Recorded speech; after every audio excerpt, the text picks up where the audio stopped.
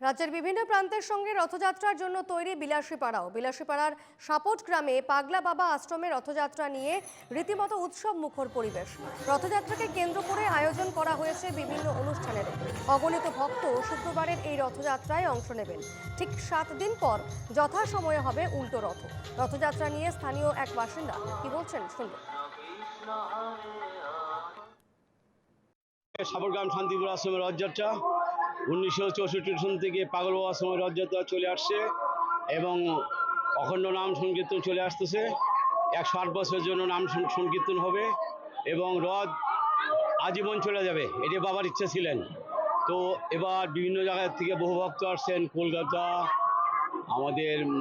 কলকাতা থেকে আসছেন, ধুবড়ি থেকে আসছেন, বিজনি থেকে আসছেন, বরজার থেকে আসছেন, আসামের বিভিন্ন জায়গা থেকে বিভিন্ন ভক্ত আসছেন।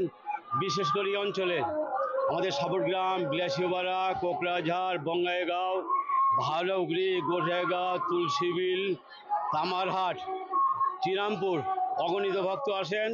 ওরা সকালে ট্রেনে আসেন, সারাদিন আনন্দ করেন এবং রাত্রে আশ্রমে থাকেন, আশ্রমে আনন্দ করেন। আমরা ওদের খাওয়ার ব্যবস্থা করে দিই।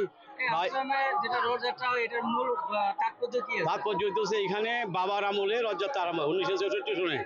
বাবাই ভাবলেন যে বৃন্দাবন তো সবাই যাইতে পারেন না, এইখানে আমরা একটা রথযাত্রা স্থাপন করি, বাবার ইচ্ছা যেটা। তারপরে বাবা এখানে প্রতিষ্ঠা করলেন, রথযাত্রা প্রতিষ্ঠা করলেন। সারা ভারতবর্ষেই তো লোক আসেন, এবার বিভিন্ন জায়গা থেকে লোক আসেন।